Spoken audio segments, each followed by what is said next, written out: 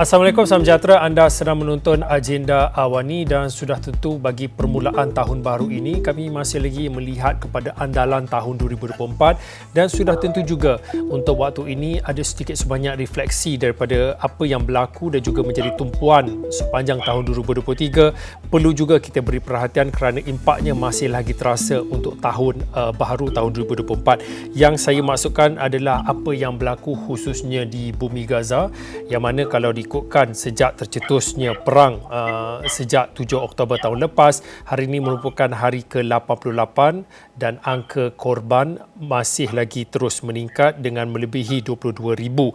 Dan untuk itu, selain pada kita melihat kepada perkembangan yang berlaku di Semenanjung Gaza, kita juga melihat kepada misi bantuan khususnya yang digerakkan oleh misi bantuan kemanusiaan daripada Malaysia, dan juga dalam kehadapan ini apa yang boleh kita jangkakan. Adakah wujud kedamaian yang dihasratkan akan tercapai di bumi Gaza. Baik, untuk waktu ini kembali saya nak bersama dengan dua tetamu. Yang pertamanya saya bersama dengan Cik Kamarul Zaman Syahrul Anwar, Ketua Pegawai Eksekutif Humanitarian Care Malaysia, MyCare, dan juga kita bersama dengan Muhammad Nadir Al-Nuri, Ketua Pegawai Eksekutif Cinta Gaza Malaysia CGM. Terima kasih kedua-dua panelis kerana bersama kami untuk waktu ini. Tapi kalau boleh saya nak mulakan dengan Nadir dulu. Nadir, kalau boleh dikongsikan sedikit perkembangan apa yang berlaku telah pun memasuki hari ke-88, hampir genap 3 bulan, dan kita tahu lagi kurang daripada tempoh 3 bulan ini ataupun lebih kurang 2 bulan sebenarnya menuju kepada bulan Ramadan. Dan mungkin apa yang boleh mungkin Nadir boleh kongsikan setakat ini perkembangan daripada bumi Gaza. Bismillahirrahmanirrahim. Assalamualaikum warahmatullahi wabarakatuh. Terima kasih kepada pihak Awani kesempatan pada hari ini, dan terima kasih kepada Haji Kamarul Zaman daripada MyCare berada bersama dengan kita. Pada hari ini kita melihat peperangan walaupun telah masuk ke dalam tahun yang baru akan menggenapkan bulannya yang ketiga ceritanya, dan tidak ada perubahan yang banyak yang dapat dilihat di atas tanah ataupun on the ground. Dan apa yang berlaku adalah serangan yang menumpukan kepada beberapa kawasan secara khusus, yang sebelum daripada ini bermula di sebelah utara Gaza, kemudian berpindah ke Khan Yunis, dan ketika ini sedang bergerak dengan dahsyat ke sebelah Gaza Tengah, iaitu kawasan Burej dan juga Maghazi. Dan dikhabarkan bahawa selepas daripada ini mungkin Zionis akan mengusir semula penduduk yang telah berada di sebelah selatan Gaza untuk kembali ke sebelah utara, dan mungkin laluan terakhir ataupun tempat terakhir yang mereka perlu laksanakan operasi untuk mencari tawanan-tawanan perang dan menghapuskan pimpinan-pimpinan utama Hamas sebagai dua objektif utama yang diletakkan akan berlaku di sebelah selatan Gaza. Setelah usaha untuk membuat penghijrahan keluar daripada Gaza, nampaknya sehingga kepada waktu ini gagal. Dan mungkin kita boleh melihat juga apa yang berlaku semalam, iaitu pembunuhan timbalan Ketua Biro Politik Saleh Al-Aruri, Syekh Saleh Al-Aruri yang berada di Lebanon, menampakkan bahawa sekali lagi Zionis gagal untuk mencapai objektifnya di dalam Gaza. Justru perlu mencari bukti kejayaan ataupun kemenangan di luar daripada kawasan Gaza dengan membunuh pimpinan-pimpinan Hamas yang berada di luar daripada kawasan Gaza dan Palestin itu sendiri. Nadir, mungkin boleh dikongsikan daripada apa yang dimaklumkan melihat kepada apa yang berlaku terhadap Saleh Al-Aruri yang dilaporkan syahid dalam serangan drone oleh rejim Zionis di Beirut, Lebanon ini. Bagaimana kita melihat kepada sentimen, adakah ia memaksa ataupun memuncakkan lagi kemarahan bagi penduduk Gaza?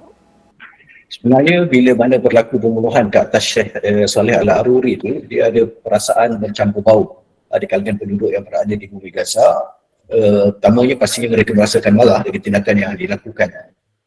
Khususnya bila mana Saleh Al-Aruri ini merupakan timbalan ketua Biro Politik Hamas. Boleh dianggap sebagai orang nombor 2 di Hamas dan orang pertama yang menguruskan hal ehwal mujahidin khususnya di kawasan tebing barat. Maksudnya audiens ataupun penyokong Saleh Al-Aruri ini bukan sahaja di Gaza, tetapi sebenarnya dia lebih dekat dengan mereka yang berada di tebing barat.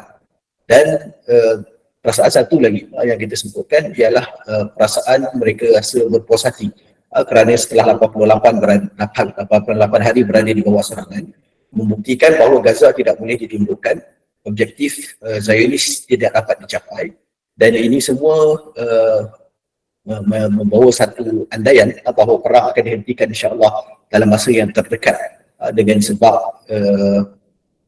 Zionis terpaksa mewujudkan gambaran kemenangan mereka, walaupun pembunuhan Syekh Saleh Al-Nuri ini ialah sesuatu yang besar ya, tetapi pembunuhan pimpinan Hamas dia tidak akan merubah kedudukan Hamas itu sendiri sebagai kata ideologi yang semakin mendapat sokongan di seluruh kawasan Palestin pada hari ini. Dalam masa yang sama, dalam perbincangan pada kali ini, kita turut disertai oleh Cik Kamarul Zaman Syahrul Anwar daripada MyCare. Saya difahamkan MyCare ataupun Cik Kamarul berada di Cairo pada ketika ini untuk menjalankan misi bantuan kemanusiaannya. Boleh dikongsikan sedikit perkembangan dan mungkin apa cabaran kalau melihat kepada tahun baru 2024 dalam menggerakkan misi bantuan kecemasan khususnya untuk Gaza. Cik Kamarul. Assalamualaikum warahmatullahi wabarakatuh dan selamat pagi di sini. Okay, Alhamdulillah berkaitan dengan MyCare, kami telah melaksanakan berbagai bantuan melalui berbagai saluran juga lah. Because kita have got to look at beberapa option untuk menyampaikan bantuan. Kalau tak boleh cara ni, kita buat cara ni dan sebagainya. InsyaAllah untuk memastikan sebanyak boleh bantuan disampaikan dengan cara yang terbaik. So pada peringkat awal peperangan, sebab MyCare adanya pejabat MyCare di Gaza, Alhamdulillah telah dapat dilaksanakan dengan baik. Tapi sebagaimana yang disampaikan oleh Cik Nadir tadi, bila berlaku penghijrahan sekatan-sekatan dekat utara, masing-masing turun ke bawah, so pejabat kami pun berpecah-pecah. Tapi Alhamdulillah di peringkat awal banyak bantuan telah dapat disalurkan. Cuma pada ketika ini adalah bentuk barang makanan yang diorang dapat salurkan daripada petani-petani, sayur-sayur. Makanan itu sangat-sangat berharga pada ketika ini di Gaza. Nak dapatkan warehouse dan sebagainya telah lama dibom, bangunan dan sebagainya. So apa cara, apa metod bantuan yang kita boleh bagi, kita sampaikan. Itu cara yang pertama. Cara yang kedua, kita bersama dengan OPESAN yang diusahakan oleh Kementerian Luar Negara yang telah menyampaikan 3 kargo sorti barangan. Dimaklumkan 2 hari lepas, sorti yang ketiga pun dah masuk Gaza. Alhamdulillah. 3 penerbangan ada masuk Gaza. So itu antara perkara yang ketiga pula, cara macam mana kita boleh bekerjasama dengan di Mesir ni sendiri. Itu Alhamdulillah kami misi yang ketiga, tim yang ketiga yang sampai di Mesir ni untuk mencari ruang, mencari jalan bagaimana kita boleh sampaikan bantuan ke dalam Gaza daripada sini. So Alhamdulillah kami telah menziarahi duta Malaysia di sini dan juga duta Palestin di Cairo untuk dapatkan maklumat terkini, apa lagi bantuan yang boleh disampaikan oleh rakyat Malaysia sendiri melalui berbagai agensi. Kita tahu OPEXAN itu sendiri terdiri daripada lebih 50 NGO, dan tim OPEXAN yang saya ketemu malam tadi juga sedang berada di sini untuk buat riki. Ini saya riki yang kedua OPEXAN untuk mencari tempat yang paling sesuai dan bantuan yang paling terkesan untuk disampaikan dari sudut medikalnya, dari sudut bantuan makanannya dan juga dari sudut shelter. Shelter, kita tahu winter, sekarang ni pun musim winter dan kemah pun tak mencukupi. Ini antara benda-benda yang sedang dilakukan oleh NGO di Malaysia, dan bagi pihak MyCare, these are the things yang saya boleh kongsikan bersama, insyaAllah. Cik Kamarul, dengan mengambil kira apa yang berlaku dan masih lagi tanda soal di mana ataupun bilakah perang ini akan berakhir, tetapi walaupun masyarakat dunia memasuki tahun baru dengan rencam ataupun dengan pelbagai perasaan ataupun semangatnya, tetapi di Gaza perasaan dan juga harapannya masih lagi sama. Jadi untuk khususnya bagi rakyat Malaysia dan juga masyarakat dunia, bagaimana untuk kita melihat solidariti ini tidak harus terhenti hanya setakat tahun 2023. Apa yang mereka lalui itu berpanjangan. Jadi mungkin boleh dikongsikan sedikit solidariti bagaimana yang perlu diteruskan untuk menyatakan sokongan dan juga menegakkan dan juga membawa panji-panji keadilan untuk saudara mara yang berada di Gaza. Cik Kamarul. Kita kadang-kadang dalam suasana kita rakyat Malaysia ni, bila kita berjumpa sahabat dan kita saudara mara kita dah lama yang tak berjumpa, kita akan bertanya apa khabar dan sebagainya untuk memudahkan. Tapi orang Gaza ni kita pun tak tahu nak tanya apa. Kan suasana sekarang, yang keadaan sekarang, info-info dari dalam yang mengatakan mereka yang pernah berpendapatan tinggi, yang bekerja secara profesional di Gaza, kini seakan-akan telah jatuh status dan maruah mereka sendiri, dan terpaksa merayu makanannya, terpaksa minta pergi sebab institusi semua dah roboh. gaji 2-3 bulan tak dapat, so financially they are very much affected. Untuk dapatkan makanan pun terpaksa merayu-rayu dan untuk so apa yang kita boleh tunjukkan kepada rakyat Gaza itu sendiri ialah kekuatan kita dekat luar sini. Bagaimana kita boleh membantu untuk menaikkan semangat diorang dekat dalam. Diorang menyaksikan dan diorang mengharapkan rakyat dunia tidak berhenti. Terutama rakyat Malaysia tidak berhenti untuk menunjukkan solidariti. Itu menunjukkan kekuatan, kita menunjukkan kebersamaan, itu menaikkan lagi semangat diorang dekat dalam. Kita tahu rakyat Gaza kuat orang dia. Dari semangat dia, roh dia and so on, but they need more support daripada luar. Kita tak boleh menunjukkan kesedihan, kita jangan menunjukkan kelemahan, kita jangan menunjukkan simpati yang teramat sangat pada diorang, sebab they need the support in terms of moral, in terms of financial sudah tentulah untuk bantuan dan sebagainya, tapi macam mana nak tunjukkan supaya kita masih menyokong, kita masih menunjukkan kekuatan, kita masih mengumpulkan usaha untuk membantu setakat mana yang boleh. So whatever form of solidarity, kewangan, semangat, bantuan dan sebagainya adalah satu yang amat-amat akan mengesani kehidupan mereka dekat dalam. So jangan menunjukkan kelemahan di hadapan mereka. We have got to show kita bekerjasama dan usaha untuk membantu, insyaAllah. Cik Nadi mungkin boleh kongsikan juga bagaimana keadaan, semangat dan kekuatan yang ada pada rakyat Palestin khususnya berada di Gaza setakat ini, setakat hampir pada genap 3 bulan sejak tercetusnya perang ni. Saya rasa tepat seperti apa yang disebutkan oleh Encik Kamarul, bahawa semangat orang Gaza ini dia tidak mudah untuk luntur. Tetapi pada masa yang sama mereka ini juga adalah orang-orang biasa yang saya rasa kesan paling besar boleh membugat mental mereka atau semangat mereka ialah apa yang berlaku kepada kanak-kanak di sana. Mereka sebagai ayah, sebagai ibu, mereka boleh bertahan sekiranya tidak makan, sekiranya tidak minum, sekiranya terpaksa berpindah daripada tempat ke tempat. Tetapi bila mana mereka melihat situasi anak-anak mereka yang hidup dalam keadaan kelaparan, yang ditimpa dengan 1001 penyakit kerana dia duduk dalam keadaan tidak ada air bersih untuk mandi dan sebagainya, dalam keadaan kesedaran, itu sebenarnya akan membuat ketahanan dan kesabaran mereka. Dan saya sendiri melihat banyak-banyak video kanak-kanak yang membesar di luar ataupun sebelum usia mereka, termasuklah anak-anak saya sendiri. Bila saya bertanya kepada anak perempuan saya yang umurnya baru 5 tahun, namanya Hawra, kamu berada di mana? Dia sebutkan, sebelum ni kami berada di Bandar Gaza, lepas tu kami berpindah ke Khan Yunis, kemudian kami berpindah ke Rafah, sekarang ni kamu nak pindahkan kami ke mana lagi? Dia boleh tanya macam tu. Sedangkan anak-anak saya yang usianya lebih tua daripada dia, belum pernah sampai ke Rafah, dah umur 20 tahun tak pernah sampai ke Rafah daripada bumi Gaza. Tetapi Hawra dalam usia 5 tahun dan berhijrah dan berjalan kaki 5-6 km dan melihat pengeboman di hadapan mata, melihat kematian mayat-mayat, pergelimpangan dan sebagainya, dan itu sangat-sangat memberikan kesan kepada penduduk di bumi Gaza. Dan sebagaimana yang disebutkan juga oleh Haji Kamarul tadi, bahawa apa sebenarnya yang kita buat untuk mereka, walaupun nampak jauh di Malaysia, jauh daripada bumi Palestin, tapi sebenarnya itu semua memberikan kesan sangat positif kepada mereka. Kawan-kawan saya yang berada di bumi Gaza, mereka semua tengah share demonstrasi-demonstrasi yang kita buat di Malaysia, kumpulan-kumpulan yang mengumpulkan sumbangan untuk mereka, makanan untuk mereka. Walaupun tidak ada elektrik dan tidak ada internet di sana, susah nak dapat dan jarang-jarang dapat. Tetapi bila ada peluang, itulah gambar-gambar yang akan sampai kepada WhatsApp saya daripada rakan saya yang berada di dalam bumi Gaza pusat.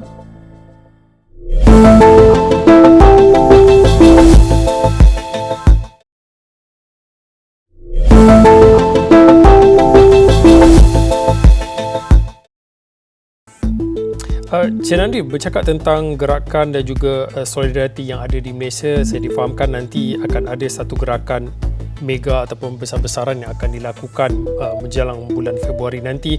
Mungkin juga boleh dikongsikan akhirnya apa lagi yang boleh dilakukan Malaysia dalam mana untuk menonjolkan ataupun menerjemahkan solidariti bersama dengan rakyat Palestin ini. Saya rasa apa yang perlu kita di Malaysia buat dalam keadaan kerajaan kita, raja kita dan juga masyarakat kita semuanya menyokong Palestin, ialah kita perlu embed the Palestinian struggle into our system, dengan makna kita perlu menjadikan apa yang sedang dilakukan oleh rakyat Palestin itu sebagai sebahagian daripada silibus pendidikan kita. Contohnya kita perlu diajar di sekolah-sekolah berkaitan dengan apa yang sedang berlaku di bumi Palestin, ada tempat-tempat lain yang ditindas. kita perlu menggerakkan sekolah-sekolah ini dengan semangat kesukarelawanan sebagaimana yang dibuat oleh NGO di Malaysia pada saat ini.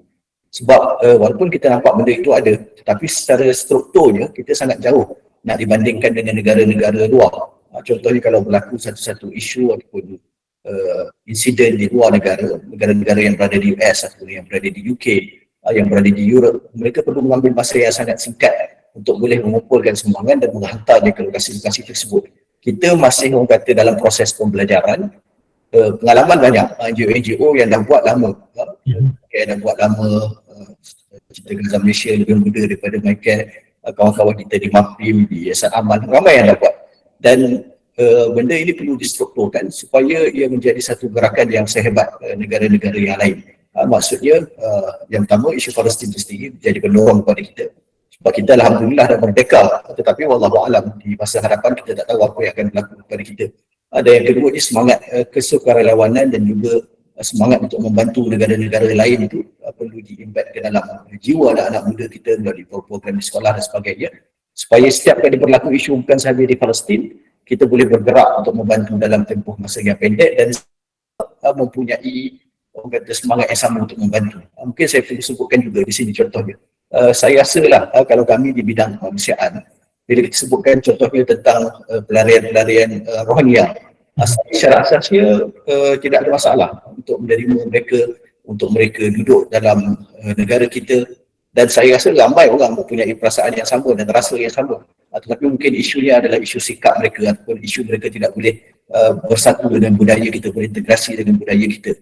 Tetapi at the end of the day, kita nak orang nampak Malaysia ni adalah negara yang sangat baik kepada refugees, negara yang menjadi orang kata pendokor dan orang yang sangat berkasih sayang kepada dunia Islam yang lain ataupun mereka yang tindas walaupun daripada mana mereka datang. Cik Kamarul, tadi dikongsikan pada waktu ini musim sejuk dan mungkin sudah tentu keperluan dan apa yang bantuan apa yang diperlukan oleh rakyat Gaza sudah tentu berbeza, dan apatah lagi menuju dalam sebulan 2 bulan nanti akan masuknya bulan Ramadan. Bagaimana dan apa sebenarnya bantuan yang perlu fokuskan ataupun yang perlu disalurkan kepada rakyat Gaza dengan memikirkan keadaan semasa, Cik Kamarul? Fokus pada ketika itu adalah perubatan, sebab kita merasakan ramai yang terkesan kecederaan, lebih daripada 50,000 yang terkesan dengan kecederaan. Ramai juga yang dibawa ke Kairo, pesakit-pesakit di hospital di Kairo dan juga di Al-Arish, dan juga rumah-rumah penempatan. Dia rakyat Palestin ni, rakyat Gaza ni, bila dia keluar daripada Kairo, diuruskan oleh Ministry of Health Egypt sendiri, dibawa ke hospital, dan selepas keluar pada hospital, satu lagi bantuan yang diperlukan. Ke mana mereka nak pergi? So kerajaan ini diserahkan kepada Palestin, kedutaan Palestin, yang terpaksa menguruskan mereka ini sama ada kembali ke sempadan Al-Arish untuk ditempatkan mereka di kawasan-kawasan perumahan sementara nak tunggu ceasefire untuk tamatnya perang untuk mereka kembali ke Gaza. So itu antara bantuan yang diperlukan. Itu di luar kesihatan, rehab, perumahan dan sebagainya. Di dalam Gaza tu sudah tentulah dengan lepas winter ni kita tahu akan berlaku hujan.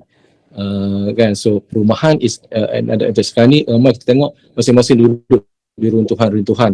Ada juga kemah tapi tak mencukupi. Production of kemah tu sendiri kami dapat tahu di Kairo sendiri, kadang-kadang satu syarikat tu hanya boleh mengeluarkan kurang pada 100 kemah dalam sehari production, yang kemah yang besar 4 meter kali 6 meter, 4 meter kali 4 meter. So dia sourcing kemah daripada pelbagai. So selain daripada bahan pakaian sejuk dan sebagainya. So all the basic needs, makanan, macam mana Tuan Nadir cakap tadi tentang makanan itu sendiri, nak source daripada dalam memang dah tak ada.